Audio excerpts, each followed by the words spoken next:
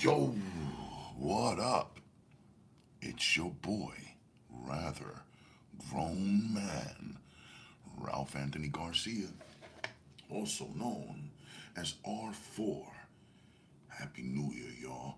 Welcome to another edition of Ralph Reads Raw. And we're going to delve in and finish, well, we're going to bust out the rest of this book right here. Donald Goines is 704 Liquor House Talk Network. Stay on the come up. My man right there. What's good, Day Warner? Yes, this is Cry Revenge. We're gonna knock it out today. Aye, sexy people. Let the reading commence. Big shout to Danielle Cunningham, J Knox, SGCEO, Team Money Money, Alasia Ross, K-Town, 704 Liquor House Talk Network, Sweet D, I've been a healer, Maria da Silva, Cynthia, Chadwick Rucker, Monster, Lost Roads, Keith Woods, Sees All the Time, Trey Noel, Janie Pearson, Just Being Kiki, Toweedy, Sherelle 5150, Tequila Green, CJ, Mr. Light, J Bobo, Goose Jack, there's Juan Manuel, The Fort, Lady Rain, Pretty Ricky, 22, Desmond Thomas, Dario Carrington, Marcus Valentine, The Easler Family, featuring Kyla Easler, BLE007, Michael Woodford, Papmaster OST, Anthony Leach, Calm, Nana James, Tama, Mr. Fulltime, Blind Latham, Mr. T, Geologic and Friends, The Ranchers Union, of course, and Demon Wolf 570. It is January the 2nd, exactly 6 months away from my 53rd birthday. So now I'm officially 52 and a half. Do people still do that? Well, sometimes I still do. But anyways, without further ado for me or for you, again, let the reading commence.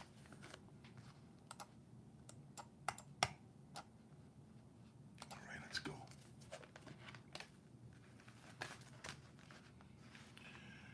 Chapter 12.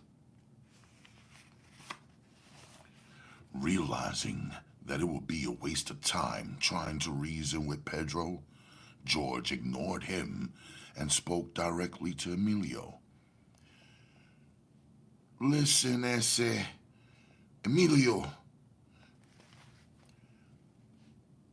Emilio Holmes, I don't know how your brother came up with this fucked up ideas, but he's wrong as usual, ese. I ain't had no dealings with them spades, man. The last time I sold some drugs to them was before your brother Reuben got killed. The words were hardly out of his mouth. Wait, the words were hardly out of his mouth when Pedro reached over and knocked George to the floor with a straight right to the head. You nigger-loving bastard, Pedro panted. Don't let me hear you using my brother's name in your filthy mouth again. You understand? There was a wild look in his eyes, and as George glanced up from the floor at him, the thought flashed through his mind that the young bastard was completely crazy. It came as a shock to George. He had known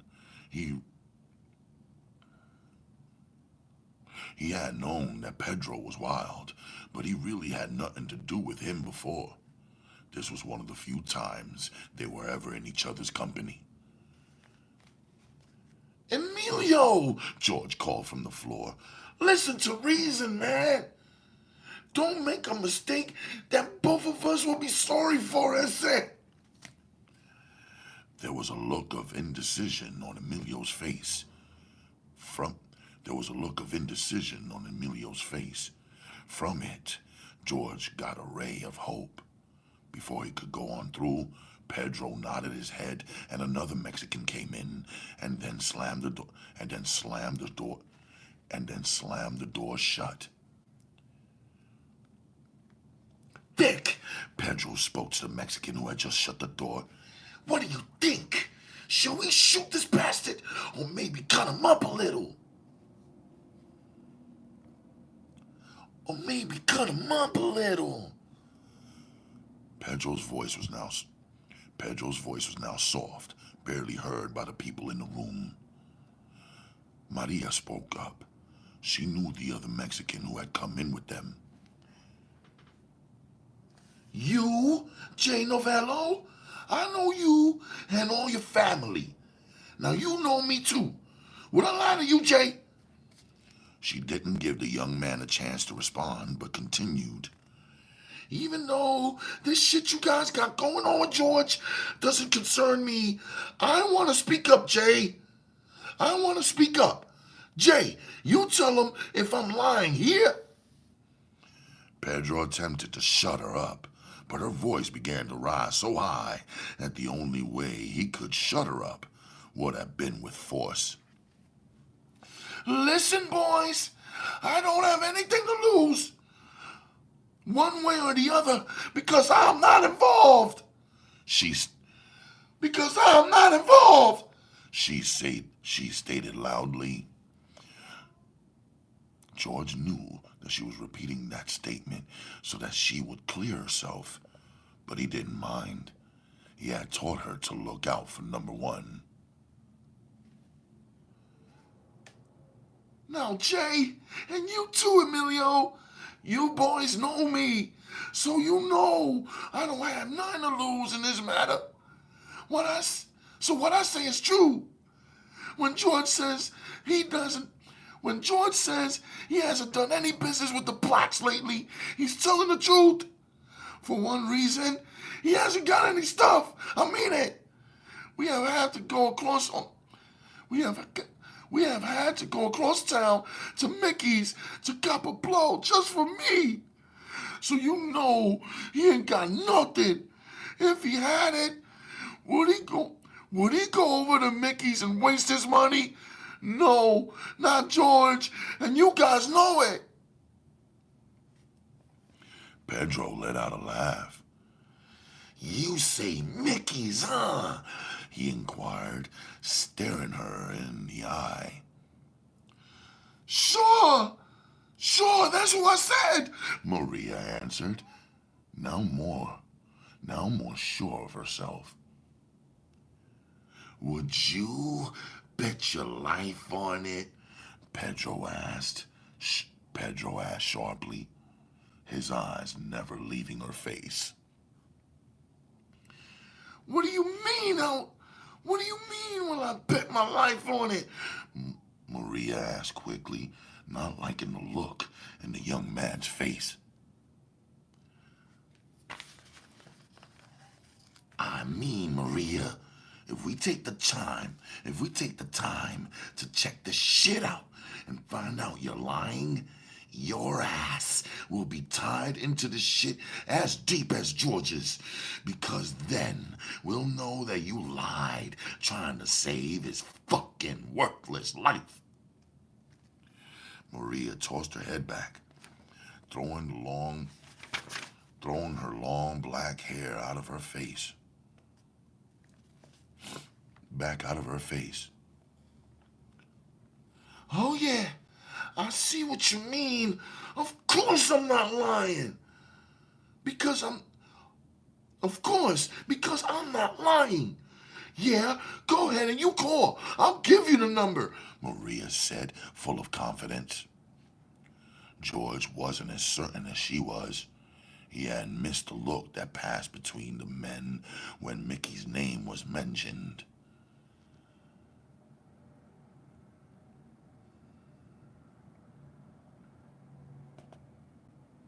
Maria,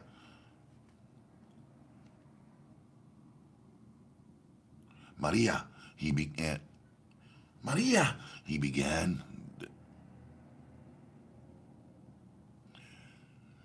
Maria, he began, then caught himself When she looked out at him, he didn't know what to say. George climbed up off the floor where he had remained ever since he got knocked down. It was better to remain down. It was better to remain down than to continue to get knocked around as long as you were on your feet. Don't worry, Maria said happily. Maria said happily, sure now that she could straighten the trouble out. It was just like men to make mountains out of molehills. Here, she yelled. Here, she yelled as she fumbled around in her purse. Take this number and get in touch with Mickey. The quicker you call, the sooner we'll have this crap straightened out. Oh yeah, ask him to get me a piece of stuff. Ask him to get me a piece of stuff ready. I'll pick it up in a little while. Pedro only grinned at her.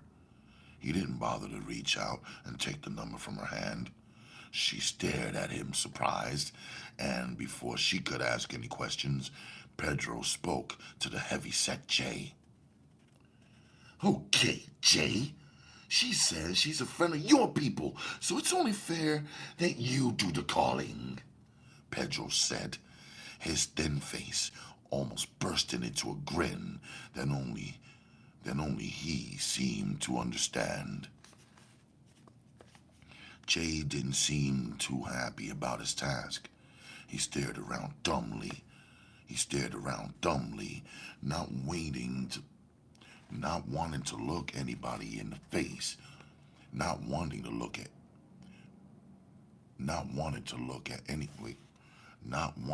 anybody in the eyes.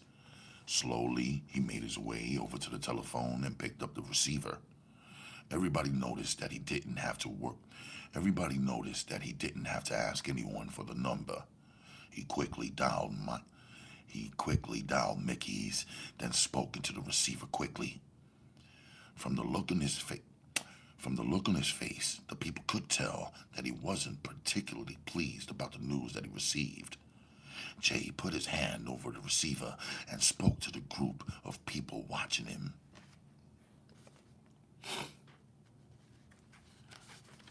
Mickey says he hasn't seen Fat Joe. He hasn't seen Fat George or his woman in over a month, Jay said, relaying the message that he just received. George just stared coldly out the window. He had already put it together. Mickey wanted his business, so what other way was easier for him to get it than to allow these young punks to do what he didn't have the nerve to do himself. But Maria didn't take it that easily. When Jay's words finally made sense to her, she began to yell. Let me speak to the lying son of a bitch, she screamed at the top of her voice. I can't believe it, she continued. It's just not possible, George.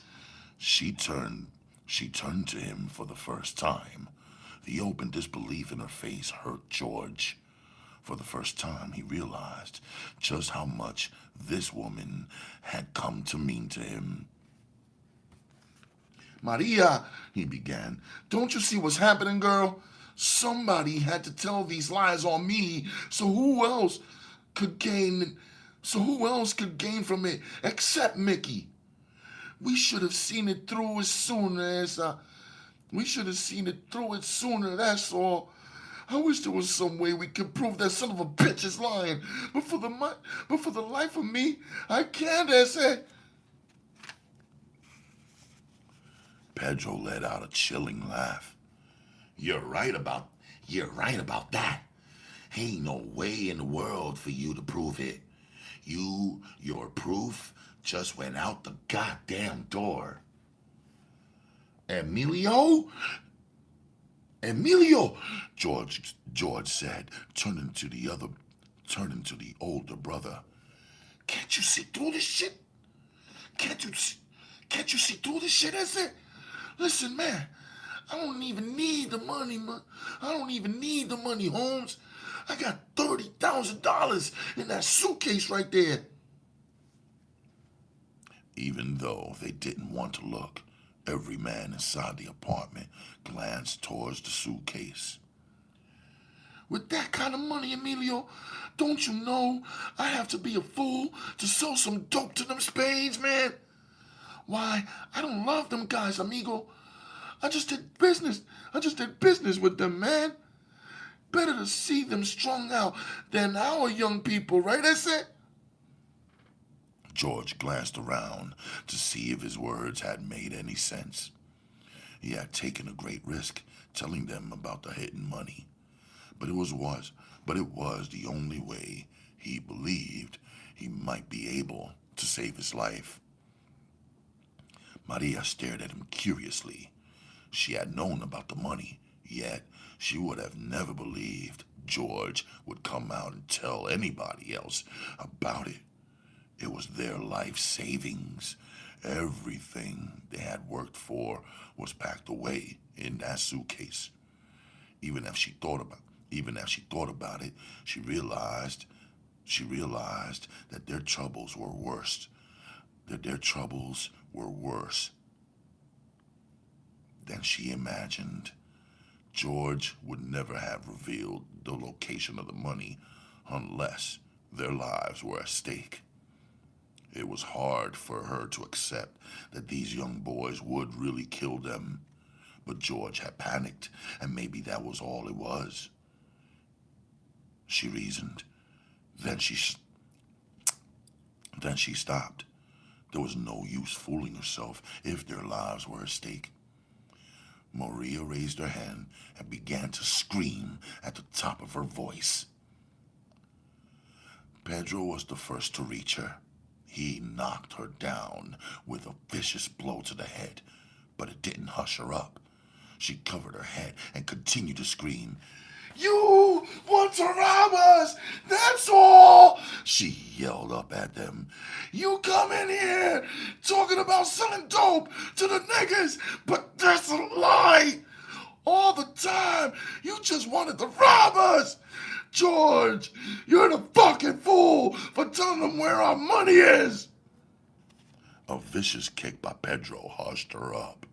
She rolled over on the floor, clutching her stomach. "Next time you open your mouth, I'll kick all your teeth out," Pedro warned. Pedro warned. Pedro warned. Pedro warned. Pedro warned. George turned on Emilio. "Every time you came to me sick, Emilio, I never turned you down and said, never. Never, Holmes," George stated, then continued. "Yet, you come over to my house talking this shit about selling stuff to blacks when you know I never did, and say, okay, you want to rob me? Okay, now what? Take all of my money. What's next? You guys gonna kill me and my wife, huh? You guys gonna kill me and my wife, huh? Not because of no blacks, though. Let's be truthful about it, Ese. You so-called Mexicans are just a bunch of thieves. That's all, Ese.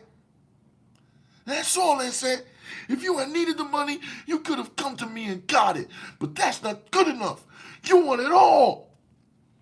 Before he could say any more, Pedro stepped up and floored him. As he rolled over, Pedro kicked him viciously in the face.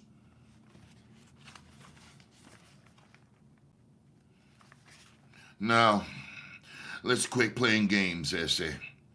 We want to know where you dropped the dope off for these black studs, okay? George, let's have the truth. No more of this robbery crap. We came for information on those niggers you run around with, and we're going to get it, Ese." Emilio looked up. Emilio looked as if he wanted to say something to his younger brother, but just couldn't find the nerve. He opened his mouth to speak, but no words came out. Neat, well-dressed pig Neat, well-dressed Vic pushed away from the wall. Pedro, I don't know, man. It's not going like we hoped. Now, there's a lot of bread in that suitcase, man, so why don't we just pick it up and get the fuck out of here? Pedro whirled on him. What the hell are you talking about, Vic? We didn't come here like common criminals to rob and sneak them away. We came to make this dude talk about niggers. Pedro's eyes took on that faraway, wild look. Niggers, man. That's what killed my people. That's what killed my people. Black niggers. He whirled around on his brother. And you, Emilio, you should feel the same way, Ese. Ese. Nothing will make me happy but the sight of some black niggers wallowing around on the ground trying to hold in their fucking guts. That is what you should be interested in, Emilio. Not no fucking money some bastard made selling it to them black dogs. Emilio wiped the sweat off his brow. He didn't know what to say to his brother. In the last few days, things had changed so. Now he didn't know which way was up. I don't know about you, Vic stated, but I'm damn sure interested in the money. At the sound of his words, Maria rolled over on the floor and sat up.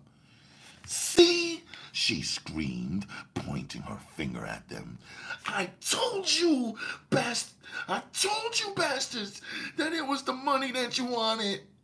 Coming here spilling that crap about niggas when all the time you knew it was just an excuse to rob us. Her words seemed to drive Pedro into a rage. The young man rushed at her wildly, kicking and punching as she rolled over on the floor, trying to get out of his way. Suddenly, he stopped and removed his long switchblade knife. Maria's eyes grew large as window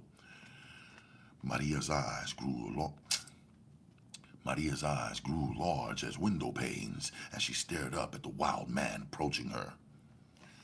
Oh my God, she gasped. As Pedro went past George, the fat man stuck out his foot and tripped the frantic young man. Emilio! He screamed. Are you going to let your brother cut us up? Amigo, I said you could have the money, Ese. Now why the bloodshed? God damn you! Pedro screamed as he scrambled around on his knees. I'm gonna gut you, you fat piece of shit! You stinking dope selling lord of... You fat bastard! You fucking dope selling lord of shit! His voice... You stinking dope selling lord of shit! His voice rose and fell, but his intentions never wavered. He held his knife out in front of him, and he crawled towards George. Before any of the shocked men could react, Pedro had reached the prone figure and plunged the knife deeply into one of George's outstretched legs. George let out a scream of pain as the knife went in. There was more than just pain behind his yells. There was fear for his life.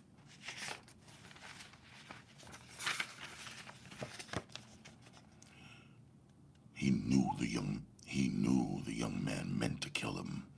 His only hope now seemed to be that one of their neighbors would hear and call the police. Maria lent her voice to the screaming. She saw the blood when Pedro brought the knife out of her man's leg. Blood gushed out onto the floor. Maria screamed over and over again. She had been hoping somehow that the noisy old woman who lived below them would hear and call the police. Jay stepped in front of Pedro. Pedro, Pedro, he pleaded. Let's just take the money, amigo, and split. If we should want this punk man, we'll know where to find him. George climbed up against the wall and leaned back. The pain in his leg was just beginning, but he could easily endure it if that was all that happened. But he was not to be that lucky. He watched as the wild-eyed Pedro shoved past Jay and regained his feet. He rushed over to George, murmuring curses under his breath. Specks of foam seemed to be forming at the corners of his mouth. At the corners of his mouth. George tried to raise his feet and keep his legs in front of him. As Pedro came rushing up, George raised one of his legs and kicked out with it.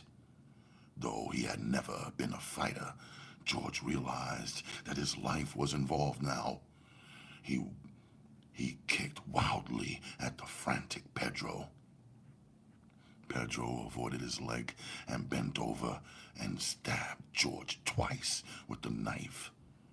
Each time the knife went in, George let out a scream. George let out a scream.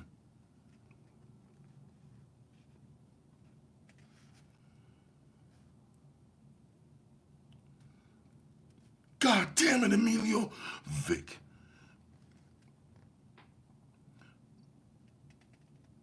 yelled at him.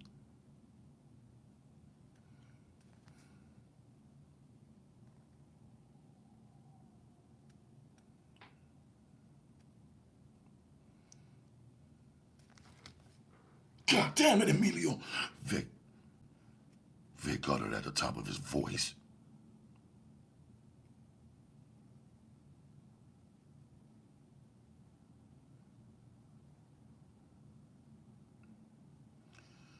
God damn it, Emilio!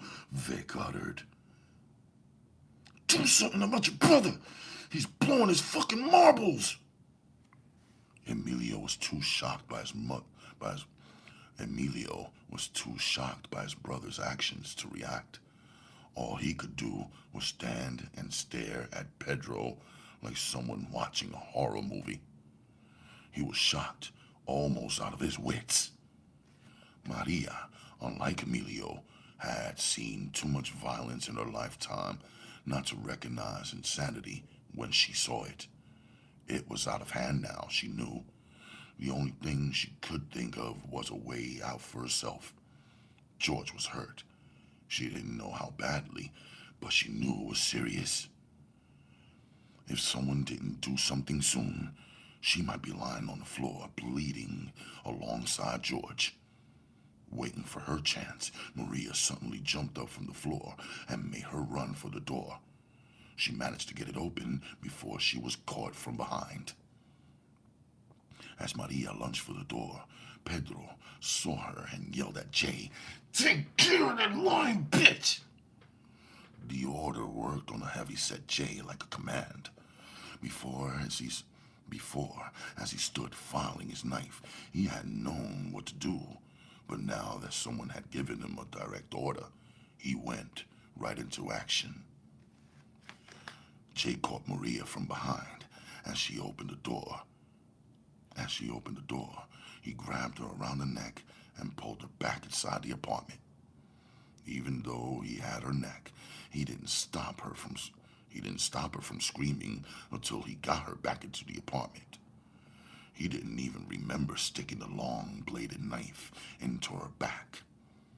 When she fell back into his arms, blood gushed out of the back wound, covering his hands and arms.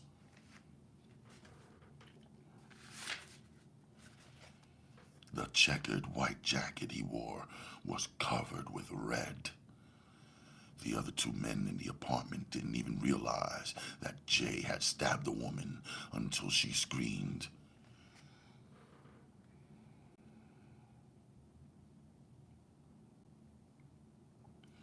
George! George, he's killing me! Maria yelped hysterically.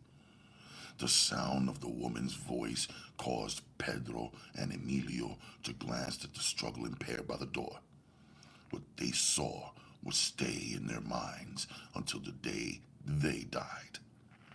Maria tried to pull away from the pain in her back, and when she finally managed to turn and face Jay, her white blouse was completely covered with blood.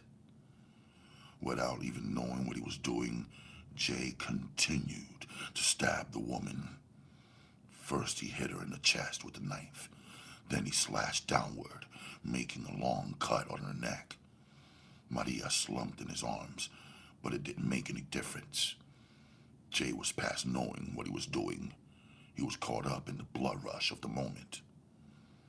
George managed to get to his feet. As Pedro glanced around to see what his partners were doing, George struck out. He had had a glimpse of Maria and knew in his heart that they didn't stand a chance. All he wanted now was to make someone pay for what they were doing. George's fist caught Pedro flush in the face, breaking the nose. Pedro let out a scream of pain before George struck him again. George was a fat man, but he was strong. His punches dazed the younger and smaller man.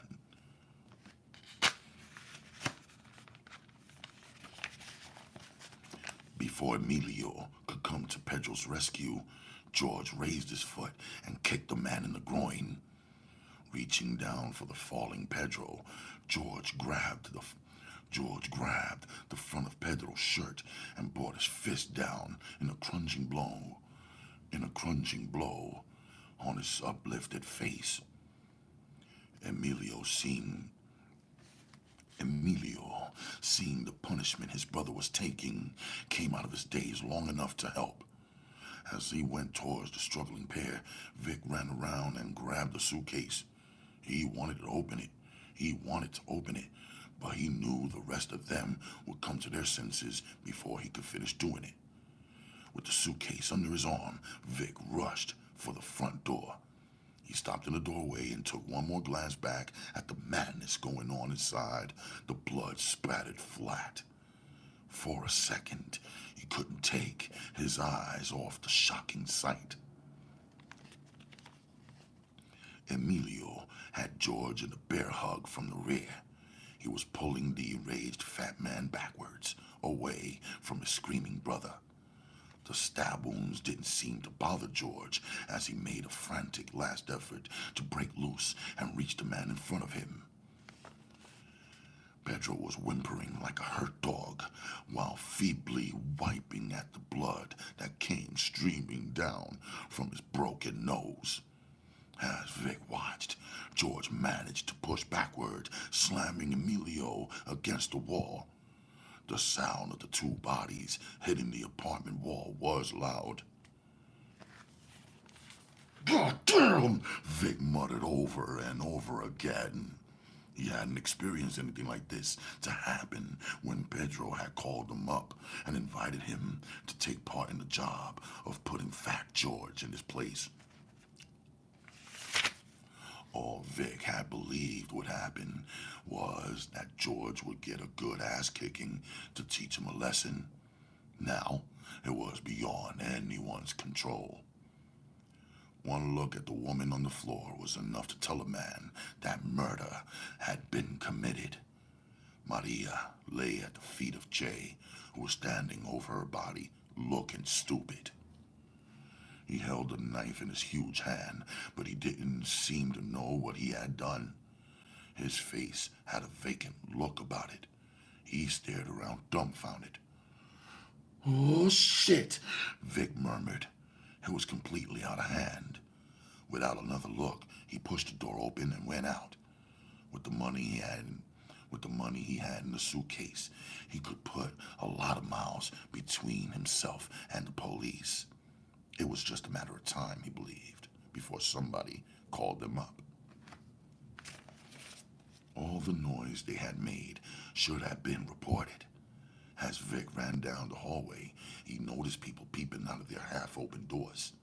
At his approach, they quickly slammed the doors closed again, but they had enough time to get a good look at him.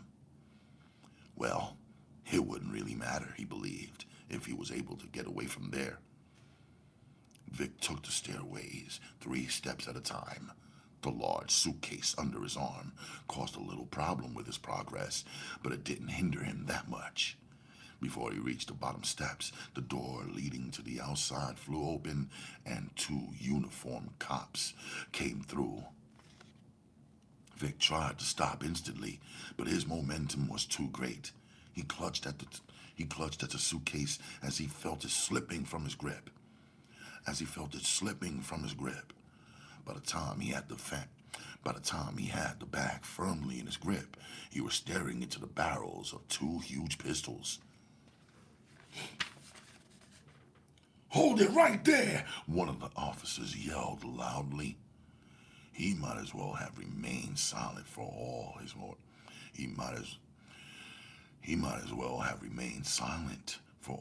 order meant. Vic didn't have any thoughts of giving himself up. As a picture of the mayhem in the apartment flashed through his mind, Vic whirled around on his heels and started back up the steps. He had to get away.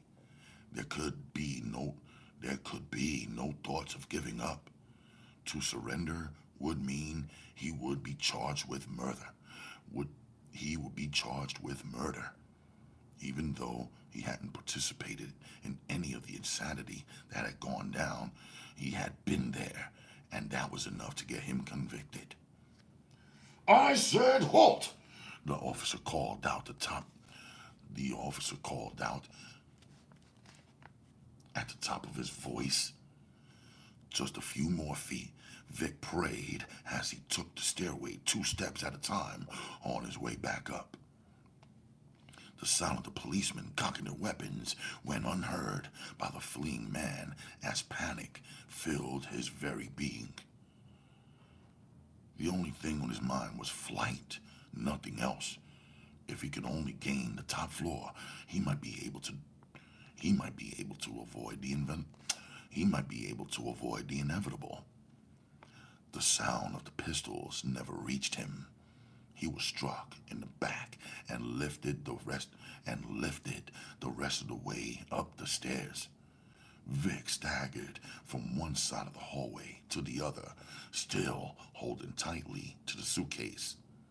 For some reason, the suitcase was important, though he couldn't think of the reason now.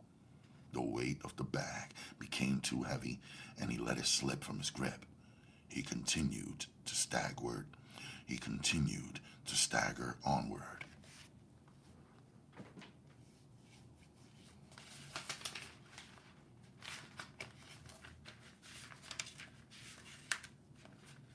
Whew.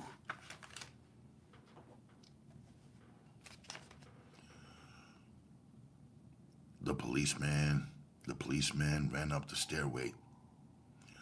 The policeman ran up the stairway in time to see Vic slowly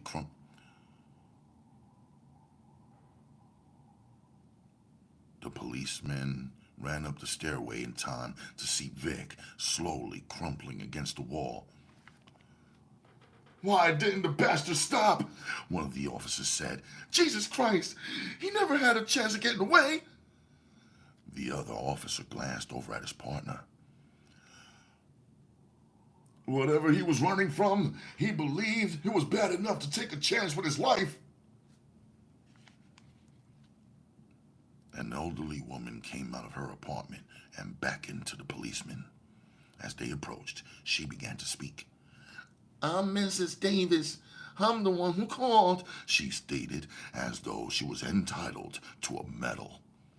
When she saw the officers weren't going to say anything, she continued, it's been going on in that apartment right there, she stated and pointed out Fat George's apartment. I don't know what's going on. I don't know what's going on in there.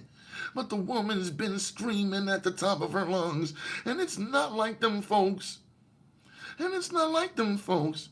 They're generally quiet, even though they're Mexicans. They seldom make any noise in that apartment. The sound of the gunshots out in the hallway had done more to bring sanity to the men inside the apartment than anything else could have. Emilio snapped out of a dreamlike state he had been in. With one well-placed rabbit punch, he knocked Fat George down to his knees. Before the man could open his mouth, Emilio had removed a hanky from his pocket and crammed it down the fat man's throat. George continued to struggle, but another punch to the back of the neck dropped him to the floor. Pedro had found his nerve again. He moved toward the pair of men with his knife out. Emilio reached around George and knocked the knife out of his brother's hand. You fool, you! Emilio snarled. Haven't you made enough of a mess? Haven't you made enough of a mess out of this shit already? Let's hope like hell Fat George doesn't die on us, you dumb bastard. Like hell, Pedro growled, then quickly removed a small caliber pistol from his inside pocket. Before Emilio could reach him, Pedro had pointed a gun at the man on the floor and pulled the trigger. The sound of the small pistol going off in the apartment wasn't as loud as a firecracker, but it was loud enough. God damn! Emilio growled, then ran towards the wide windows that looked out on the well-kept grounds of the building. As he searched wildly for the window lock, Emilio heard his brother open the front door of the apartment. The sight of the young man covered with blood coming out of the apartment, carrying a pistol in his right hand, took both officers by surprise.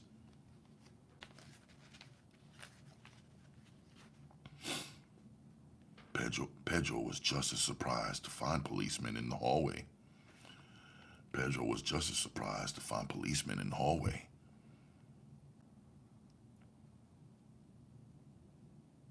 He panicked and began to run. There was no thought in his mind to stay and fight. Even though he held a pistol, he had no intention of using it. Drop that weapon! One of the policemen yelled. Pedro didn't even hear the order. He was too intent on fleeing. Before he reached the stairway, both policemen had raised their weapons. One of them put a shot over Pedro's head, trying to warn him, while his partner took a more serious aim.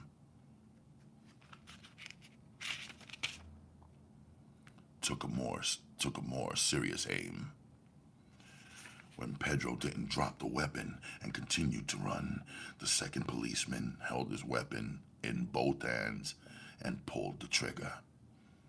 The bullet went into Pedro's back and came out of his chest. The force of the shot knocked the pistol out of Pedro's hand as he stumbled and fell, his fingers clutching at the banisters. His hand opened and closed, and then he died. The wild light in his eyes became dim and then went out completely as the last flicker of life left the body. Inside the apartment, Emilio heard the gunshots. They added speed to his search for a catch on the window. Not finding one, he picked up a small chair and tossed it through the glass. The sound of breaking glass was heard by the policeman. Using the chair, Emilio knocked the rest of the glass away from the edges of the window. He didn't want to get cut when he went outside the window. Emilio took another glance outside. The jump was 2 floors. The jump was just 2 floors, so it wouldn't be all that bad, he reasoned. Quickly, he stuck his legs out the window.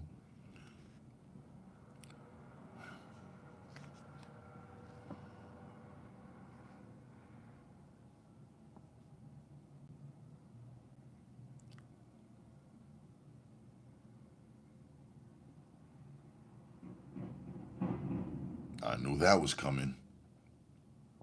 Quickly, he stuck his legs out and began to lower himself out of the window. As the sound of the glass, At the sound of the glass breaking, Jay looked up from where he stood. He still couldn't get over what had happened. It was like another person had taken over his body. He watched Emilio go out the window, wanting to run over and go with him. But for some reason, he couldn't keep his eyes off the dead woman at his feet. He couldn't understand why he felt guilty for her death. He couldn't understand why.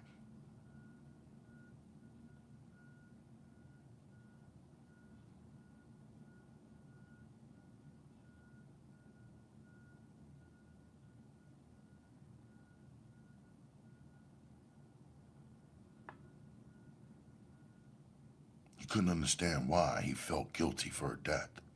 It wasn't his fault. The sudden commotion of people jamming in the doorway came to Jay as though from far away. He saw the 2 men in blue uniforms come in, but didn't pay them any heed.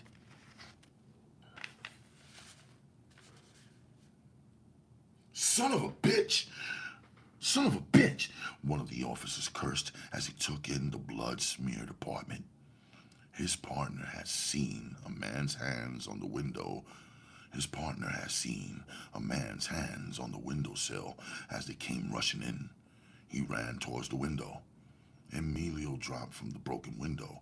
He landed on his feet, but quickly rolled over, taking the weight of the drop off his ankles. When he regained his feet, he glanced up to see a white-faced policeman leaning down, pointing a pistol at him.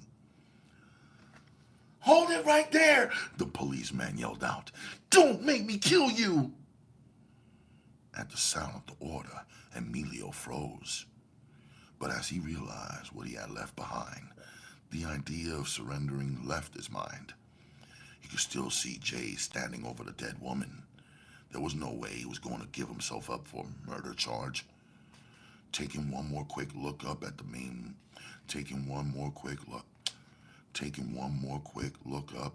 in the window, Emilio made up his mind.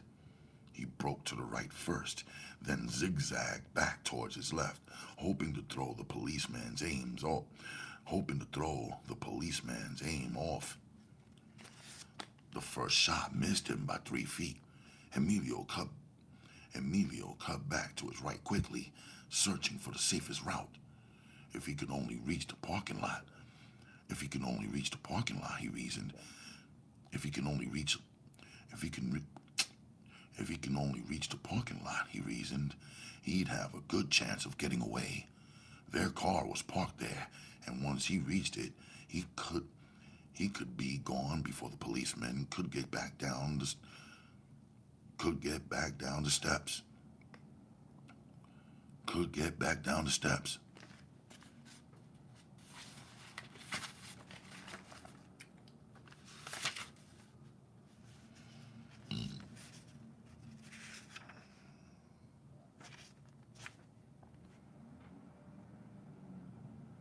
1 second. This is a long-ass chapter. This is easily the longest chapter in the book.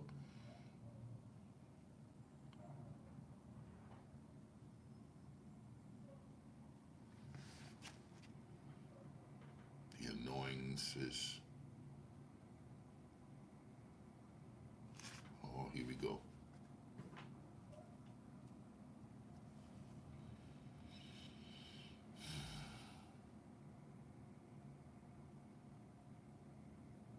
I don't need you parked right there.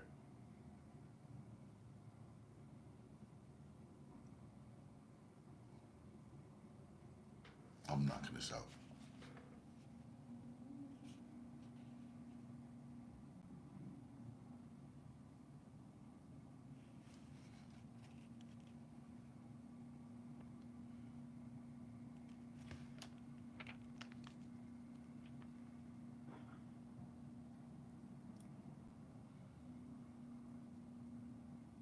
Give me a second, y'all.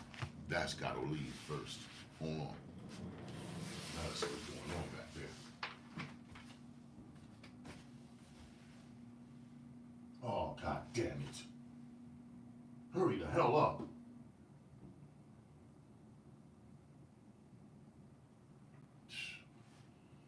It had to be something annoying. Of course it was something annoying.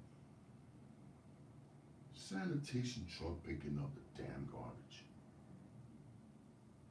Well, to their credit, they're moving quick. Sheesh. Leash. There. Ah, yeah, y'all see it, right? Pick up a shirt today.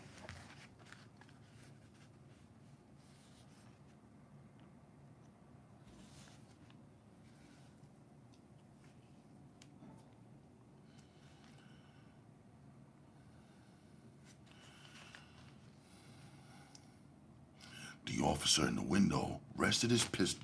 The officer in the window rested his pistol on the edge of the window, frame, and took dead aim. Then slowly pulled the trigger. Even before he fired, he knew he had missed. Emilio had cut back quickly. To his left at the same moment.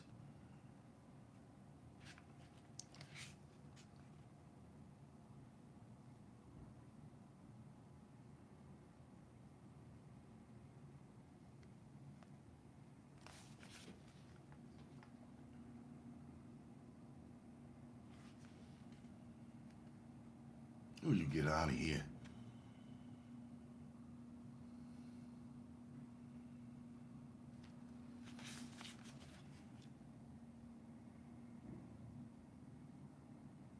Yeah, I gotta wait. That will leak into the mic. It's already leaking into the microphone. Now, as you already know, I'm gonna make a podcast version of this live recording here. So I need the elements outside to be as quiet as possible so I can bring you the optimum sounding podcasts I try to produce. It's that simple. I mean, it's annoying, but the truck's still out there. Fuck.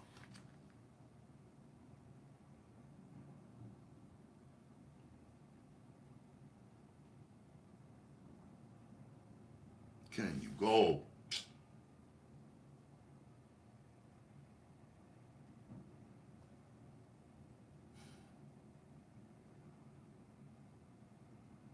To think I have to wait all the way till tonight, or, till 2 o'clock, 3 o'clock in the morning to start recording this because it's just unfeasible during the daytime.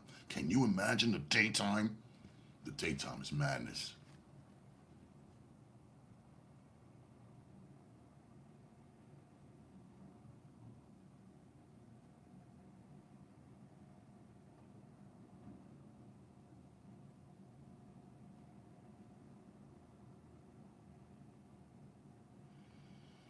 Damn!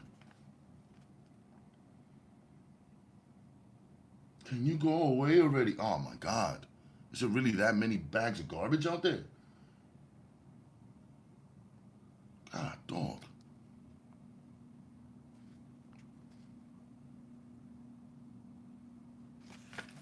I'm sorry, folks. What the hell is it doing now?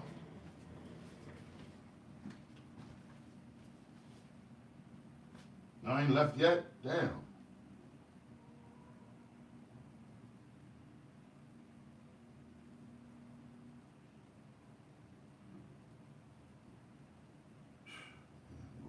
This is the only thing making noise around here, too. Otherwise, this would have been so optimally, this would have been a good idea to do. Oh, come on.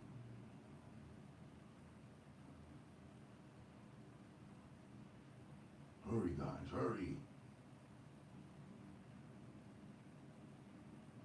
Act like you'll get more quick. Act like you'll get money when you do your jobs faster. even though that's hardly the reality.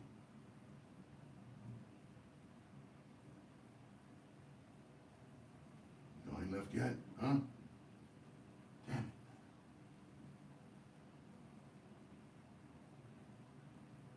Okay, get on the good foot.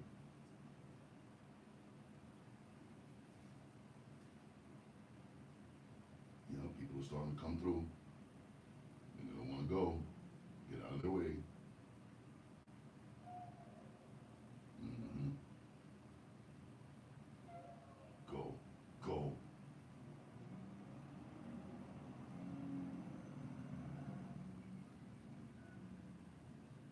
Yes.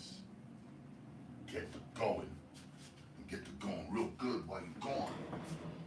I can finally work again.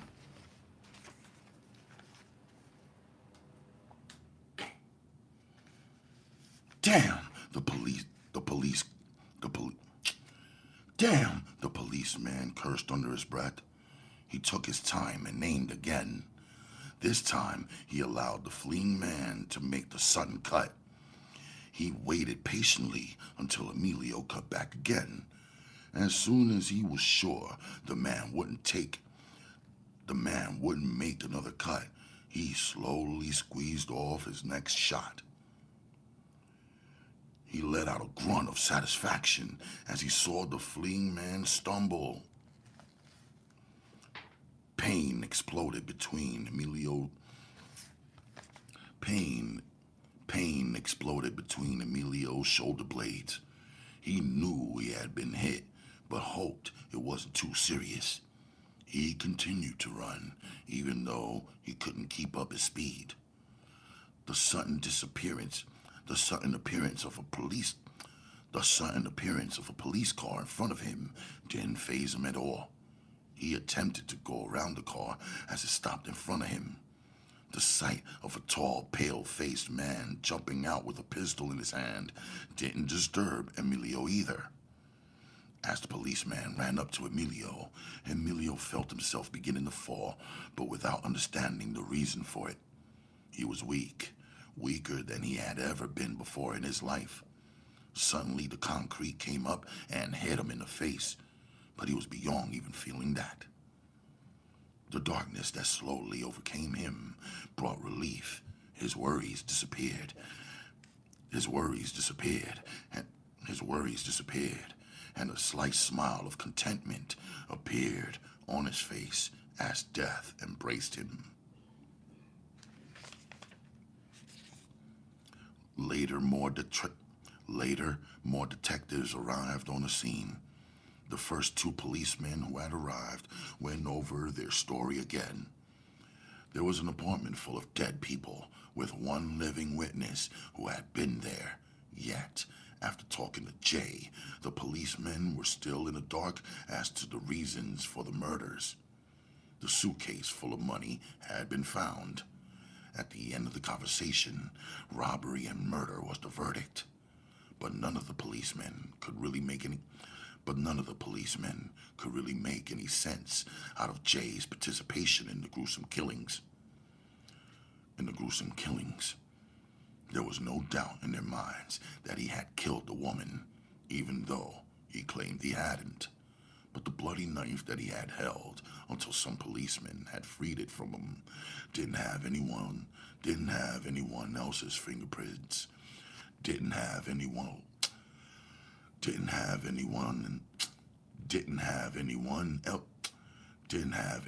else's fingerprints but his. Sorry about this, folks. The detectives went back over everything again, but at the end, they were only sure of one thing.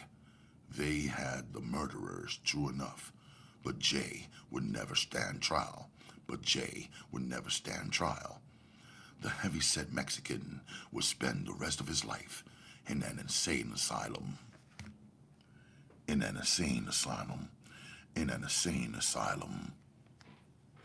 Damn.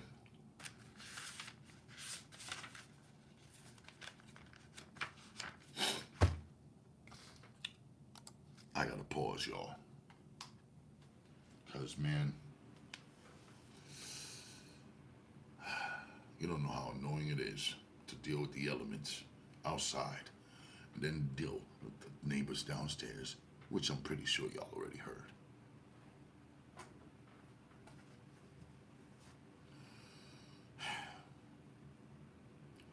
I need a second. I need a second right now because, man, I'd be lying if I told you that I wasn't a little bit annoyed. Now let me check out who's in the house. It's my man 704 House Talk Liquor.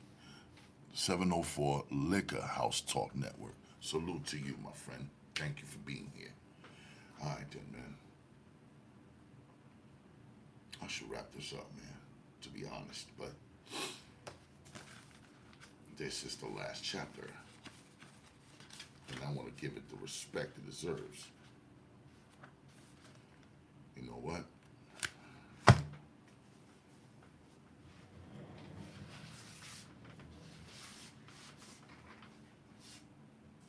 Look at this. I'm gonna roll myself a quick cocktail.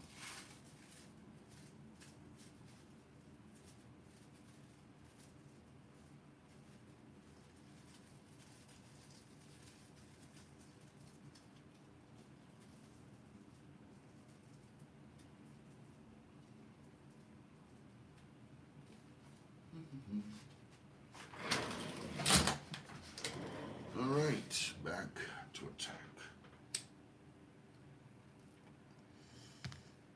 All right, then.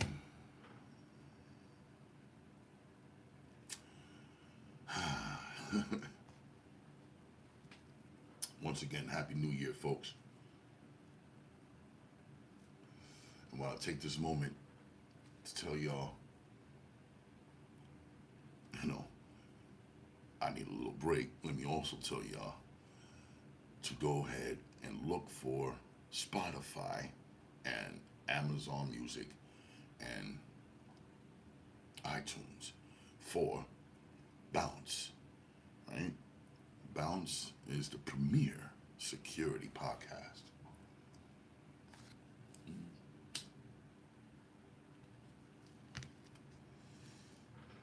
Yeah, man, this is cool.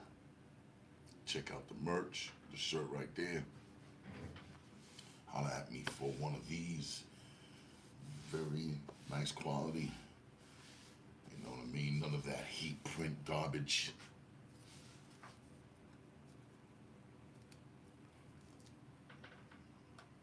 Yeah.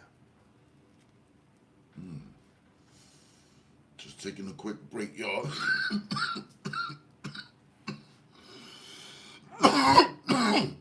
Before I get right back into it.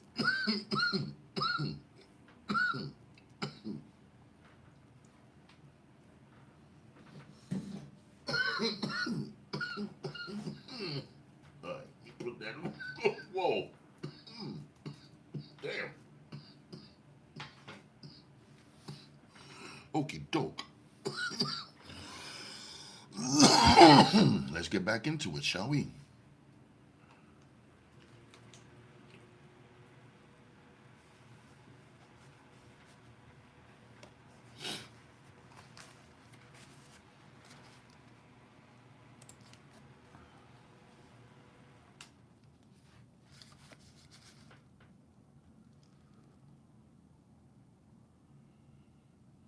Chapter 13.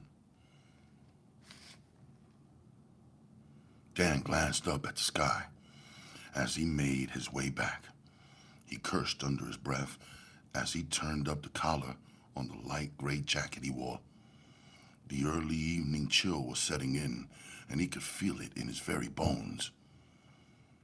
One reason for it, he believed, was because he hadn't had his fix yet. After that, he reasoned, he might be able to put up with the brisk wind. In his hurry to reach the destination where he could fix, Dan forgot to be careful. The only thing on his mind was reaching a safe place away from prying eyes. If he had taken his time and had looked back over his shoulder, he wouldn't have missed the young paperboy following him so openly. After crossing another street, Dan stopped and reconsidered. Why waste time going all the way back to the deserted house he had left when all he had to do was find another empty house? With this in mind, he began to pay more attention to the houses he passed. After walking another block, he believed he saw just what he was looking for. It was one of the modern houses that someone had moved into, then vacated. The front of the house was boarded up, but Dan wasn't concerned about that. He was sure there was another entry to the house. But there was one problem. If the house was completely boarded up, it would be too dark inside. For him to fix his jive. He had to have enough light to see by. And then there was always the problem of water. If he had only wanted to sleep, it would have been perfect. But he wasn't looking for a place to lay his head right now. Dan walked past the house and noticed there were no boards on the side windows, even though someone had gone to the trouble of putting up screens so that bricks wouldn't knock out the windows. That was cool, he reflected. If he could only get inside now, everything would be okay. There was definitely enough light inside to see by.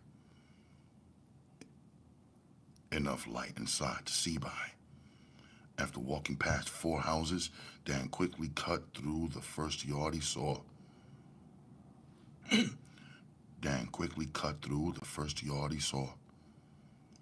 His movement had been so fast that he almost took the young boy following him by surprise.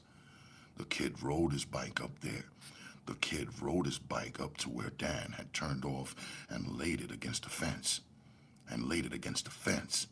He climbed off and followed quickly on foot. He was just in time to see Dan turn into the backyard of the deserted new home. Dan walked up to a rear window and closely examined it. There was no way for him to force an entry without making any noise, so that was out. After closer scrutiny, Dan noticed that the rear door could be forced, but again, he didn't want to make any noise. If he had just been looking for a place to sleep, he could have kicked the door in, disregarding the noise.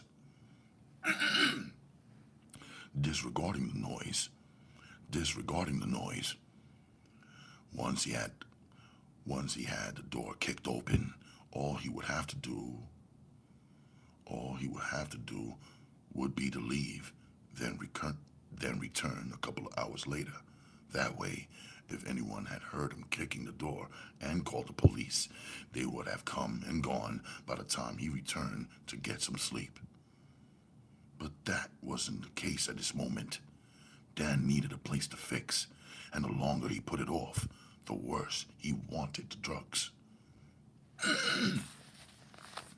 He was so preoccupied that he didn't notice the young kid who walked past in the alley. On the boy's second pass, Dan still didn't see him. He was leaning his weight against the door to see just how much it would give. Under his weight, the door opened slightly, revealing that someone before him had already removed the nails from out of the bottom of the boards that made up the door. Someone had taken the new door, and all that was left were boards. Dan glanced around quickly, then raised his foot and gave the bottom board a hard kick. The board came flying off. The noise wasn't too loud, he told himself as he nervously glanced over his shoulder. He saw a young boy. He saw a young black boy walk past, but that didn't concern him. The boy seemed to be minding his own business, so Dan quickly dismissed him. He now had one of the boards off, and after a minute's quick work, he had another one removed. Taking another quick look around, Dan made sure the noise hadn't aroused any of the nosy housewives nearby. Then he started to slip under the loose boards. He caught himself just in time. He caught himself just in time. Removing an old paper cup from his pocket, Dan came off the rear porch and walked around to the house next door. He searched the windows of the inhabited house to make sure nobody was peeping out of one of the windows at him. Was peeping out of one of the windows at him. He moved up to the outside water spout, then stuck the cup under it and filled it up with water. When he finished, he made sure the tap was turned off tight, then went back to the vacant house. Not taking any chances, Dan set the cup of water down first, then pushed it under the door. He took another good look around, and then got down on his belly and slipped through the opening created by the two boards he had removed. Once inside, he stood up. He could see that someone had surely been inside. The house had been stripped of its furnishings. Someone had removed all the new cupboards. The modern sink that went with the new house was gone, and when Dan looked into the bathroom, he saw that someone had stolen the toilet and the bathtub. The face bowl was also missing. God damn the bastards, Dan cursed under his breath. He had removed enough furnishings from vacant houses in his lifetime to know just what kind of prices they brought on the market. As he searched for the room with the most light, he passed a small furnace and smiled. Whoever had ripped the house off hadn't known how to take the furnace, or didn't have a way to get rid of it. Dan smiled bleakly. He knew where he could get $50 for the new model furnace, but it took two men and a car to haul it away. It wasn't too much of a job taking it out, but there was some noise. Involved that made it risky. Dan finally decided to do the stuff up in the kitchen, right next to where he had come in. That way, he would have the light from the door where he had removed the two boards. As he glanced down, he could see from the growing shadows on the floor that he would have to move quickly, or there wouldn't be enough light for him to see by.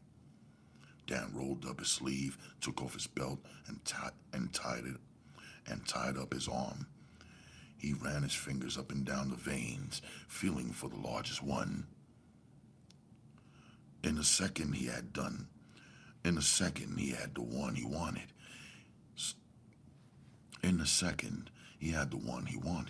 So he put his dope into the wine top he had placed on the floor. Quickly, he had lit 3 matches and held them under the top. When it got too hot to hold, he shifted it to another finger, still retaining his grip on it. The dose inside the cooker quickly dissolved.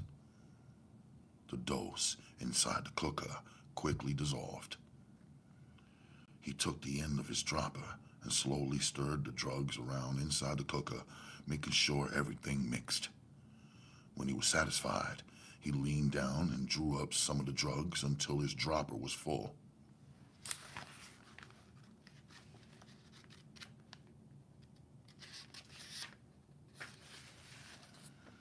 It took a minute because of the dimness of the kitchen, but Dan finally got his hit. Blood rushed up into the dropper. He let out a sigh and slowly began to run the fluid back into his vein. A relaxing mood settled on him as the drugs took their effect, and he settled back against the wall and nodded. His worries disappeared. There was no fear in him now, only a contented feeling. His head dropped down on his chest, and Dan closed his eyes. He could have been asleep in a large waterbed from the pleased expression on his face. For the time being, Dan didn't have a care in the world. After a decent time of waiting, Tommy, the young boy, came out of hiding and ran toward his bike. He was sure he had found Dan's hideout. Now all he wanted to do was relay the message. He counted in his mind what he could do with the $50 reward he would get from Rita's brother Curtis after he told him about Dan's hideout. He thanked his lucky stars for stopping off that day and talking to Rita. He was having fun with her when Curtis walked up and asked him if he knew his friend Dan. When he said he had seen Curtis and Dan together a few times, Curtis had offered him $50 to let him know where Dan was if he should ever see him. As the thought flashed across his mind, Tommy put on his brakes and turned around quickly. He rode back to the empty house that Dan had occupied. He quickly wrote down the address, then turned around and started riding away as fast as his bike would go. Across town, Curtis carried Shirley's bags out to the car. She didn't want to leave, but Curtis wasn't taking any chances. After what had happened, he knew either one of the Fernandez brothers would take any kind of risk to hurt him. It didn't matter who they reached either. He wished wholeheartedly that he could make his mother understand. But her understanding was zero. Nothing he said to her would make any sense. All he could do was hope that the Chicanos wouldn't strike at him there. Until he could make sure of that, he would have to get someone to watch the house when he wasn't around. Shirley came out of the house, herding the kids in front of her. I know this is just a waste of time, Kurt. But since you say the kids might get hurt, I'm not about to take any chances, she said as she came up to the car. Actions should speak louder than any words I'm able to say, girl. You see, Billy is fucked up in the goddamn hospital. Yet, you don't want to believe me when I tell you them fucking Mexicans think I'm responsible for their fucking brother's death. I know, honey, she answered quickly, but it's so damn hard to believe. It's so unfair. Since I was there, I know just what went down, so I don't see how the hell they could be so far off the track. Curtis grinned at her as he took her arm and led her to the car door. The children jumped in the rear of the car quickly.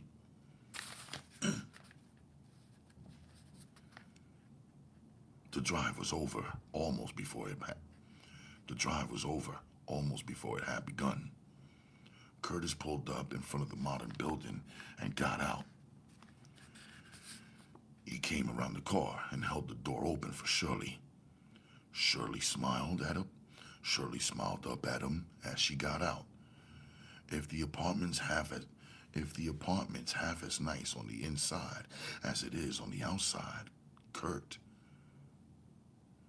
Shirley smiled up at him as she got out. If the apartment's half as nice on the inside as it is on the outside, Kurt, I might just want to stay here. Curtis grinned down at her as she got out of the car. Even though she was his woman, he couldn't help but look at her pretty legs when her skirt rose up around her hips as she slipped across the car seat. He grinned widely. Shit, woman. If you don't pull your skirt down, I'll never get the fuck away from here. Both of them laughed as they went up the path, leading the kids. Curtis opened the outside door with a key. You can't even get in downstairs without a key, he informed her. I see it's real modern, but I'm a little worried about the inside swimming pool, Curtis. What about the children? Aren't you worried about them going near the water? No, Curtis answered truthfully. I'm not concerned with them going near the water. I am worried about them getting in the water, though. I am worried about them getting in the water, though. He laughed at the look. He laughed at the look on her face. Don't look so damn worried, Shirley. We train the kids better than that. If we tell them to stay away from the pool unless one of us is with them, then they will do just that. Anyway, Curtis added, they have a house rule here. Children aren't allowed near the pool unless their parents are with them. Shirley let out a sigh of relief. Good. That's one less worry then. As they walked up the inside pathway leading to the apartments that surrounded the swimming pool like a motel, Shirley smiled. I see they even have a little fence up. That's real good. Yeah, Curtis replied as he took her arm and led her in another direction. Our apartment's upstairs. We weren't lucky enough to get one of the ones downstairs, so we have to walk up a flight of steps. So saying, Curtis led the way upstairs. He walked around the open hallway until he reached the number he was looking for. Curtis put the key in the lock and opened the door. Shirley let out a squeal as she got her first look at the inside of the apartment. Oh, Curtis, it's really lovely. I didn't expect anything like this. My God, it's like something out of a movie, Kurt. It's like something out of a movie, Kurt. Honey, what are you trying to do, spoil me? Honey, what are you trying to do, spoil me? Before he could say anything, she tossed her arms around his neck and held him tightly. For a while, Curtis allowed her to embrace him. But his mind wasn't completely on it. He was too worried about his family. Billy had already been hurt because of him. He didn't want another member of his family to be harmed while he was laying up.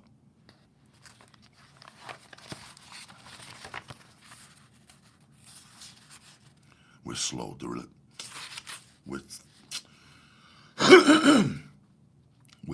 deliberation, Curtis took Shirley's arms from around his neck. Okay, honey, you know where that leads. And don't forget the kids are home today, too. Curtis grinned at her as she tossed him a mock frown. Their relationship was too good to believe. This was one of the reasons he didn't trust it. A man couldn't hope to remain as happy with a woman as he was. Something had to happen. Okay, Curtis, you don't have to say it. I can see it in you only too well, Shirley said. I know you've got to go somewhere, haven't you? Now, woman, I don't know why you think like that, but since you brought the matter up, yes, I think I'll make a little run while you unpack the suitcases. Oh, Kurt, I've got to go back down to the car, honey. I left that overnight bag on the rear floorboard. I left that overnight bag on the rear floorboard. Curtis smiled at her.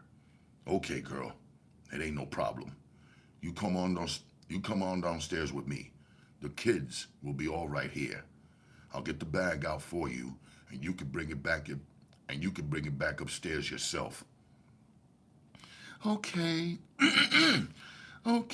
Okay, she said in a light voice. Curtis, she said as she started back down the stairway. Please, honey, be careful. The gun he was carrying pressed against her each time she kissed him, so it was constantly on her mind. Guns were something she was frightened of, yet her fear Her fear of them could be controlled. What she hated most was to see him carrying one. At one time, at one time, it was not necessary for him to go out into the streets armed. But lately, everything had changed. When Shirley spoke, her voice didn't reveal the fear that she left. Okay, Curtis, since you want to treat us mean by leaving, don't expect to find any of your favorite dishes waiting for you whenever you feel like blessing us with your company. Curtis just grinned at her, then opened the door and led the way out of the apartment. Neither of them spoke as they went down the stairway. Shirley was too busy admiring the rubber plants that were placed around the patio and the swimming pool. They gave one the impression of the tropics. They blended well with the natural flowers and other plants. They blended well with the natural flowers and other plants. Honey, how long do you think it's really going to be before you get back? Shirley inquired as she pulled her light sweater around her shoulders. The evening was becoming chilly. Before opening the car door, Curtis took her into his arms and kissed her slowly. There was nothing else to be said, he realized. There was nothing else to be said, he realized.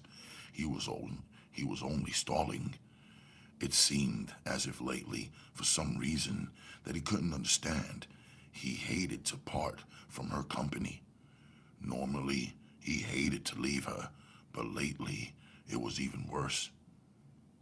Hey, Shirley, what you doing to me? I ain't able to take care of my business for you. Here I am wanting to go back upstairs with you when I know all the time that I've got to get off my ass and go take care of this business. Shirley tugged at him, playfully trying to take him back towards the stairs. The two laughed like young children and finally broke their embrace. Curtis removed his keyring and gave her 2 keys. Here, if I leave and forget to give you your keys, you'll end up being locked out. As she took the keys from his hand, Curtis turned and opened the car door. Don't worry, honey. It ain't gonna be that long. Before you know it, I'll be running up them steps. I hope so, Shirley replied as she stepped back away from the car. She stood and watched him back the car out into the street. Even after Curtis had driven away, she stood where he had left her, staring after the car. Curtis reached down and switched on his radio. As soon as the rock and roll number ended, the news came on.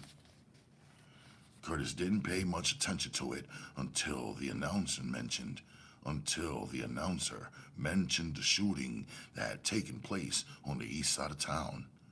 When the newsman mentioned the housing duplex, Curtis knew at once that it involved Fat George. The newscaster began to relate the murders, telling about the man and woman found stabbed to death and how 3 Mexicans ran when police appeared on the scene. After a few seconds, the announcer mentioned the name of the couple killed. Curtis sat straight up behind the steering wheel.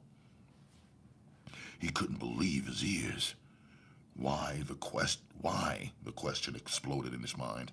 Why the hell would they kill Fat George? Curtis leaned over and turned the radio up louder.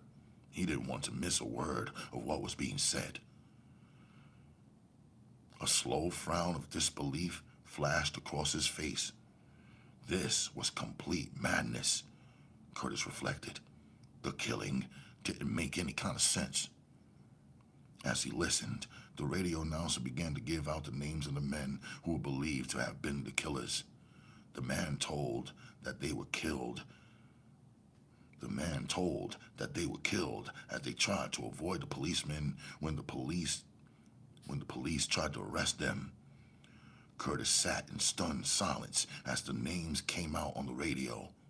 Emilio Fernandez, Pedro Fernandez, Emilio Fernandez and Pedro Fernandez, the broadcaster continued, but Curtis's mind was busy elsewhere now. He knew every one of the men, yet he couldn't make any sense out of it. The Fernandez brothers didn't have any reason to kill George. To kill Fat George. At least he didn't think so. The men had always been fairly close friends. The full implications of the announcement were not lost on Curtis. If both Fernandezes were now dead, if both the Fernandez brothers were dead, if both the Fernandez brothers were now dead, it took all the worry off his back. He didn't have to fear any reprisals now because there was nobody to carry out the threat.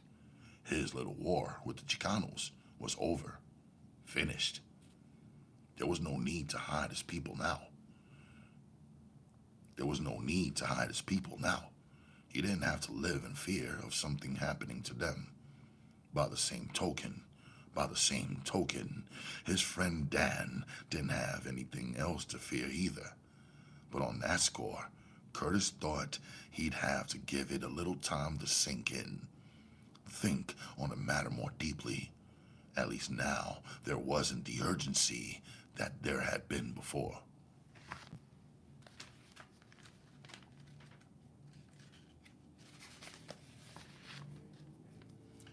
One second, folks.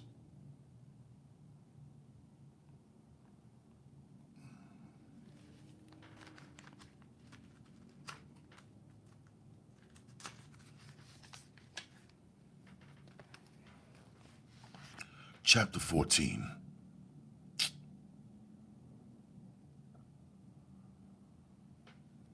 Chapter 14.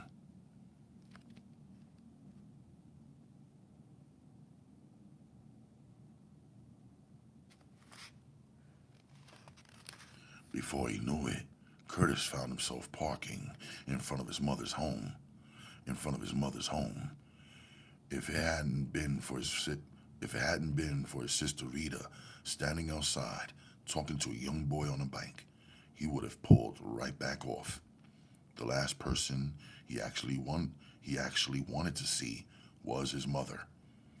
He didn't want to allow her the chance of spoiling his good mood. His tall, attractive sister beckoned to him. Curtis got out of his car and walked over to the young couple. Hey, what it is? He yelled as he approached. Rita gave him a big mouth-splitting grin. It's a good thing you stopped by, Kurt. 'Cause I was just getting ready to try calling you.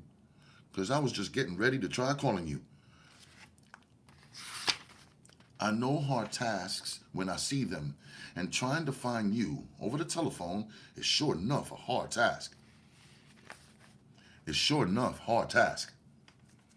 Curtis laughed good-naturedly along with her, then asked seriously, well, just what is the big problem, sis, that would take you away from your enjoyable young man here? To seek me out. He happens to be the reason why, she answered quickly. He said something about a $50 reward if he was to find out where Dan was and pass it on to you. She raised her eyebrows as though the message she was passing on didn't make any sense.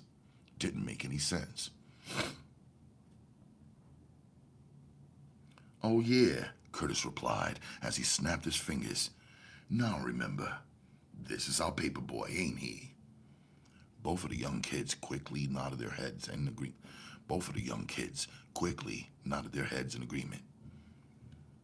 Uh-huh, Curtis continued. He was here a few days ago. Yeah, that's when I told him about letting me know if he saw Dan. Well, young brother, from the looks of you, you got some news for me, right?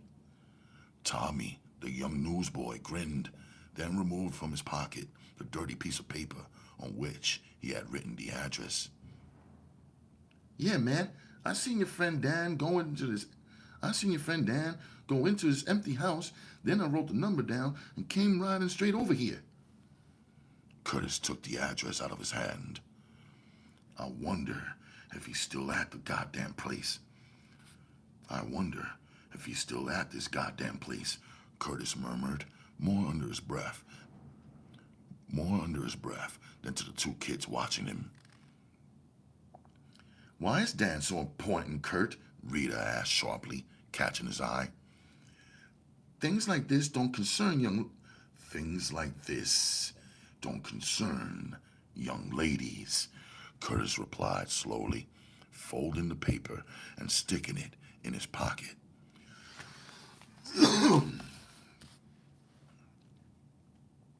He turned on the paper boy. You think he's still at this place, huh? The paper boy answered quickly. Uh-huh.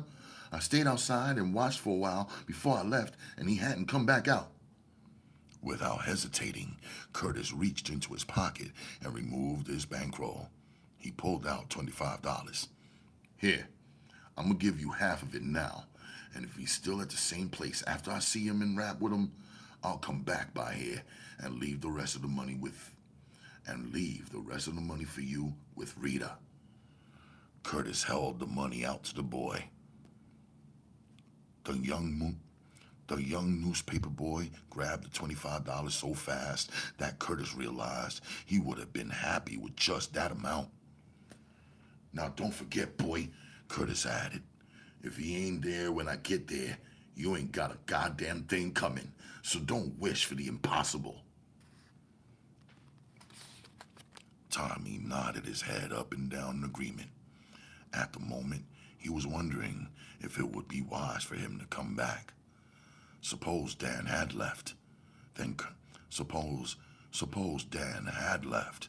Then Curtis might return and wait for him to show up so that he could get his $25 back.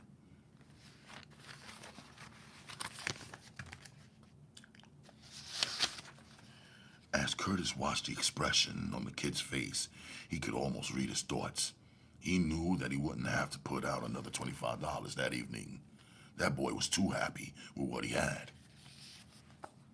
Now, if you want to, Curtis said, testing the boy, you can ride with me over to this address, and if Dan is still there, I'll give you the rest of the money. As the look of greed jumped into the boy's face, Curtis added, but if he ain't there, you're gonna have to set my $25 back out. Now, do you want to ride over there with me? It didn't take long for the kid to make up his mind. I'd like to go, but I got to finish up the rest of my paper route before it gets too dark. The boy was trying not to show his fear. The boy was trying not to show his fear of being separated from the easy $25 he had made.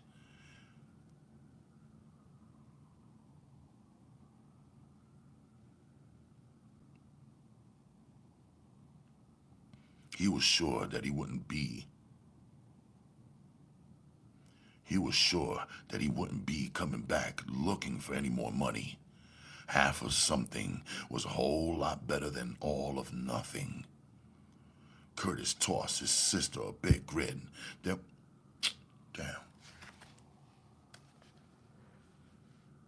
One second.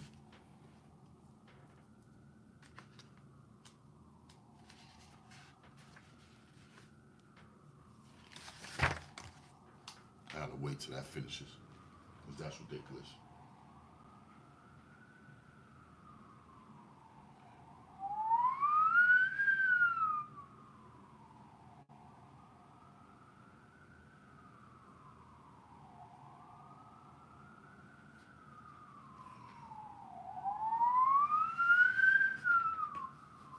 That's disgusting. Okay. I can work again.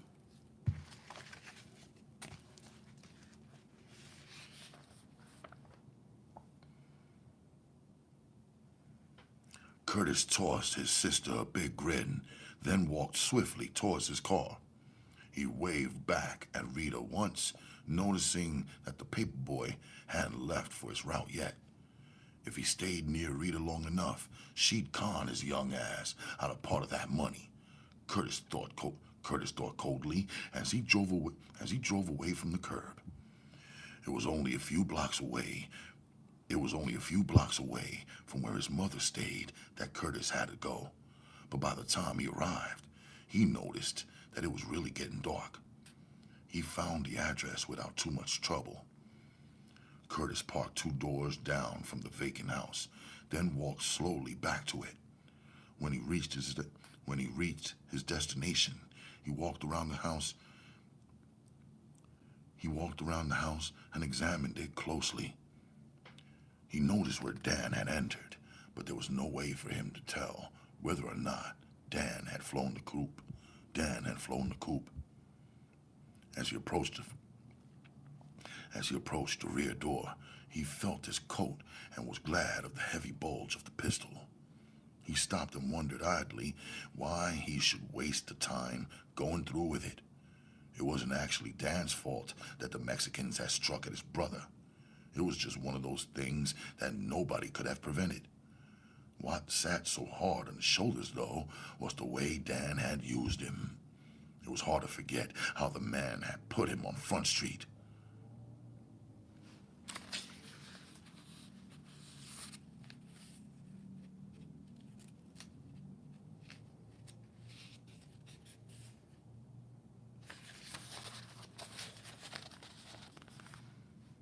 It was hard to forget how the man had put him on Front Street. If Curtis would have had a weapon that night in the bar, he would have done the same thing that Reuben did. As soon as he reached the back door, he saw that the only way inside was under the boards that had been removed. Curtis raised his voice and called out, "Hey, Dan, I know you're in there, man. Come on out. Come on out. I want to talk to you. This is Curtis, man, so come on out." His voice fell on silence. There was no answer to his call. As he stood outside in the darkness, Curtis began to wonder if Dan was really inside the vacant house. Suddenly, he heard a sound from inside the building. He was sure it was made by someone moving around. The thought of Dan inside, hiding from his only friend, enraged Curtis. He tossed caution to the wind, got down on his knees, and started under the boards. Inside the house, Dan huddled near the back door.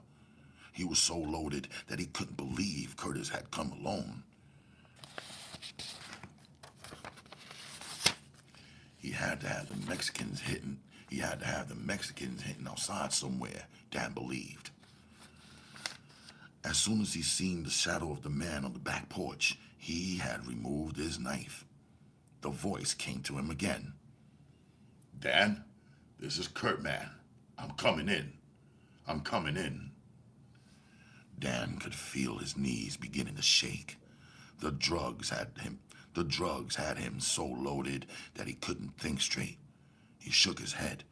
Curtis's name went through his mind, but before he could really clear the cobwebs, the shadow came under the door. He saw Curtis's broad back on the floor. He reacted before giving it any more thought. The bums of anarchy stay out here, right? He reacted before giving it any more thought.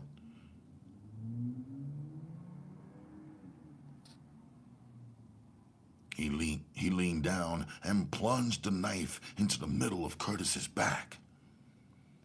Curtis must have realized what was going on because he instantly twisted his body, trying to get over on his side. Curtis realized his error before he...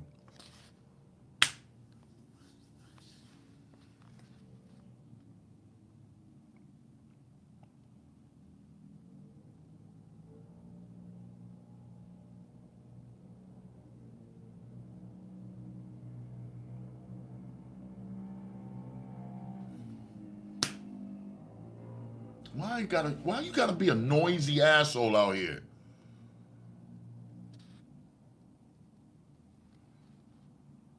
Curtis realized his error before he was under the boards. He should have slid on his back so that he could see whatever there was to see. Out of the corner of his eye, he saw something and tried to twist around.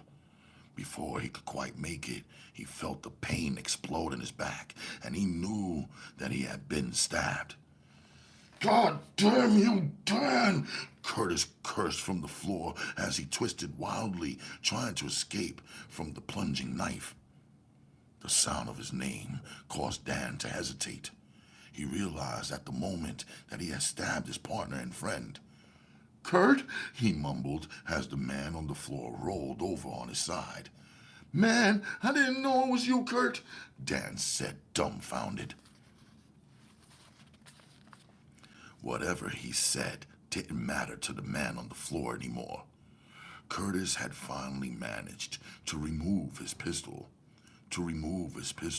from the shoulder holster. He raised up slightly and pointed the short-barreled .38 Special up at the man standing over him. The first shot took Dan between the legs, blowing his nuts off. The second shot caught him high in the chest. Not a sound escaped from Dan. Not a sound escaped from Dan as the bullets struck him. The shots had taken him by surprise. As he fell back against the wall, another slug caught him, but it was a wasted bullet. The first one had done the trick. The second one only put an end to the man's suffering. Dan never even felt the third as his lifeless body began its fall. Curtis rolled completely over and tried to stand up, but it was no use. The knife had struck him on the spine. He had no control of his legs anymore. As he began to pull himself along, he tried to turn around and crawl back out the way he had come, but the pain was too much. He slipped into the dark pit of unconsciousness. When he awoke, it was pitch dark in the small house. The only thing he could see were two shiny little red balls that seemed to be moving around the wall.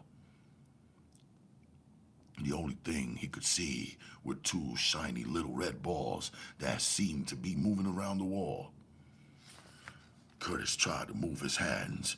After much effort, he removed some matches from his pocket and struck one. From the light of the match, he let out a scream of pure terror. He saw Dan's body in the flame of the match, but that wasn't what frightened him. The body was covered with rats. The house had been vacant so long that the huge alley rats moved in.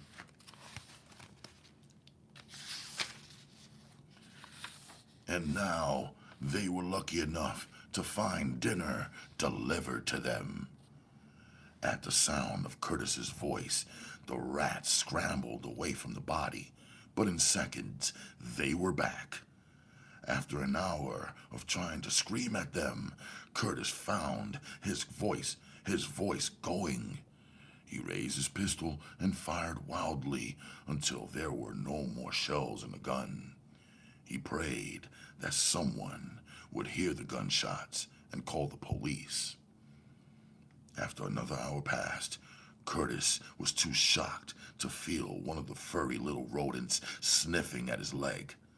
He had no way of knowing how long the rats had been near his leg because there was no feeling in them. As he lay there with the cold evening chill setting in, Curtis could feel himself growing weaker.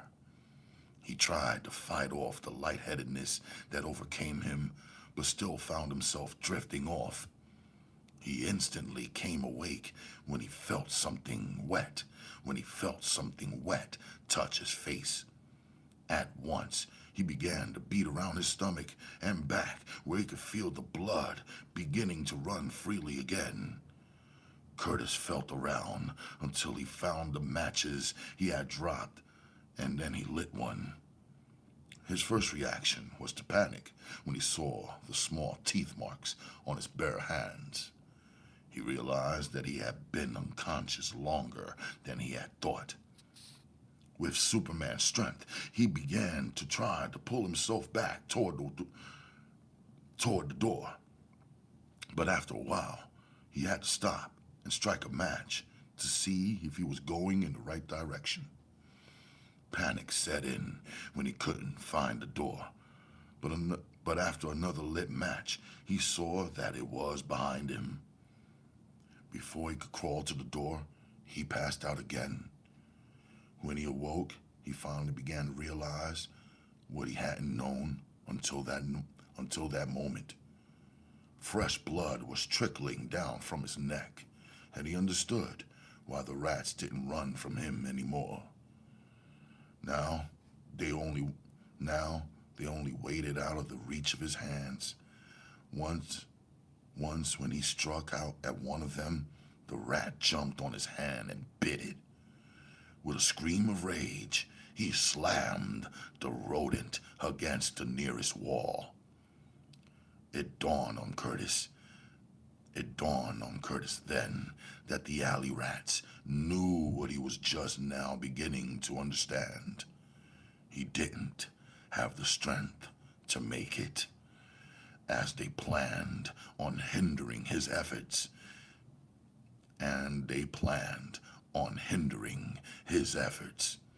he started to crawl again, but this time it was useless. The crawling took all his strength. He felt lightheadedness overcoming him again and knew that he was about to pass out. He glared around. It seemed as if there were thousands of eyes staring at him now. Even as the darkness rushed toward him, Curtis let out one more scream of panic. He fell into a dark oblivion and didn't see the small furry creatures as they began their cautious approach.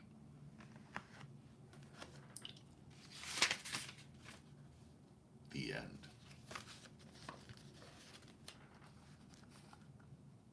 Damn. It's a Donald Going book, man. It's never gonna end well for the protagonist, ever. Let me see. Cry, revenge.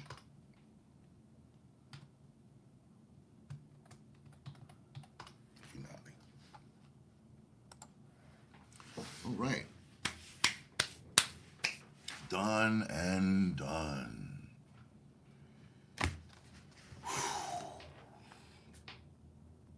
Donald Goines. What more can I say? And another one done. Folks, I'm going to take a short hiatus when it comes to the lives, only because I'm going to try to gather up a lot of the work that I've been doing over the course of the few months. And, I got myself a nice cornucopia of stuff to play with. Now, what I'm going to do is continue editing the upcoming Sister Soldier book that I've recently done a couple books ago. And I'm going to come out with some stylized versions of those. Now, hopefully you guys will indulge me and check out one of these episodes when I put them up. Now, I'm going to be putting chapter after chapter after chapter up, if that's, your taste. But, again, you know what I mean? I want to make sure I have plenty of content for y'all to check out. There's, of course, Ralph Reads Raw, where I do things absolutely, positively raw. As you can hear, I'm going to be stopping all the time. I'm going to be listening out for elements, sirens, people, like the ones downstairs. Um, it's always going to be something. So, Ralph Reads Raw offers the authenticity of what I got to go through to come up with the joints that I'm trying to produce just for you. Now then, oh boy, that shouldn't have been showing. Anyways, you know, what do I feel about this book right here? Happy New Year. Beautiful reading, says the lioness. I read Dolores Vega. Hello again, Miss Vega. Always a pleasure to see you. Thank you, lioness, for joining me today. And here are my thoughts of this book. This book, to be honest, it took me a while. I mean, I had the entire bibliography for years, but I've always hesitated towards this book simply because this book was rather racy. As you can see, if you were listening to the episodes of Cry Revenge, yes, it involved a little bit of racism. But gladly, upon finishing this, I'm very happy to know that it is not as bad as I thought it was going to be as far as the racism was concerned. Thank God for that. So let me just say, if you are uncomfortable at the approach of this book, I can understand your trepidation. But I can safely say that this book is safe, as far as race relations are concerned, because of how and why the story was told. Now, I'm not going to spoil it. You're going to have to tune in to Ralph Reads Raw to get this in full. Now, again, this ain't the stylized version where it's all read with no mistakes, no fallacies, nothing. All the bells and whistles. Now, record this on the Mac and edit it on the Mac so I could produce podcast versions of this publication. So, you Donald Goines fans can read something or actually listen to something actually audible, because my voice is the most recordable. You know what I mean? So, this and Street Players that I just read recently were sad books. And for those that don't really know, Donald Goines novels are cautionary tales. These are not meant to glorify the crime and drama that goes on whatsoever. These, should I say, are created for you to pay attention to take the violence and the gore that's already been lived through actual experience, to teach you a thing or two about what not to do.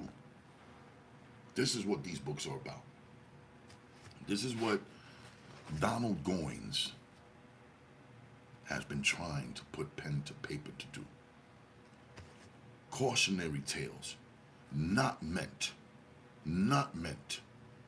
to glorify the craziness that is drug use, that is domestic violence, that is gang violence, that is street crime, that is gambling, all the ills of society that we are all too familiar with.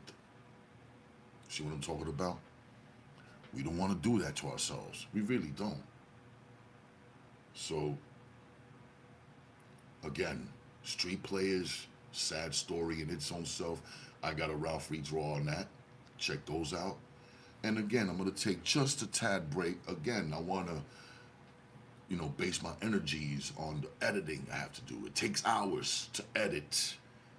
Like, for instance, a little 10-minute pass will actually take me an hour to do, if that makes any kind of sense, because I go in, I take out all the mistakes, I take out all of the heavy breathing, I take out all of the air, all of the shit, that, you don't want to hear on the podcast. So, with all of those things being said, y'all, listen, I want y'all to go over to Spotify, Amazon Music, and iTunes and listen for The Bounce, The Art of Bounce. Look up The Art of Bounce or Bounce, and please give me a listen. And I could definitely use a 5-star. Any little thing helps. Please go listen. And of course, there is the United Ronin Network's YouTube channel that, of course, I want you to subscribe to. Come on, folks. Tune in today. All right? Now then, with all of those things finally being uttered and said, we are now closing Ralph Reed's Ross. Let me say that again. Thank you for joining me here on Ralph Reed's Raw, and I'll see you next time. With all those things being said, ladies and gentlemen, stay sexy. It becomes you. Peace.